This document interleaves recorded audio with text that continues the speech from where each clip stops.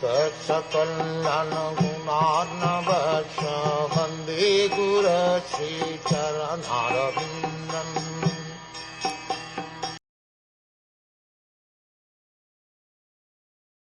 When there was a desire to think about the activities of his own energy, then the heart, the seat of the mind, the moon, determination and all desire became manifested. The heart of every living entity is the seat of the Supersoul, Paramatma, a plenary expansion of the Supreme Personality of Godhead. Without his presence, the living entity cannot get into the working energy according to his past deeds.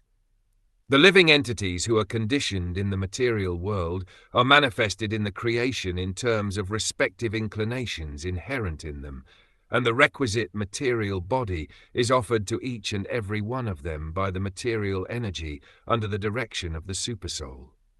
This is explained in the Bhagavad Gita. When, therefore, the Supersoul is situated in the heart of the conditioned soul, the requisite mind is manifested in the conditioned soul, and he becomes conscious of his occupation as one is conscious of his duty after waking up from slumber. Therefore, the material mind of the living entity develops when the Supersoul sits on his heart, after which the mind, the controlling deity, moon, and then the activities of the mind, namely thinking, feeling, and willing, all take place.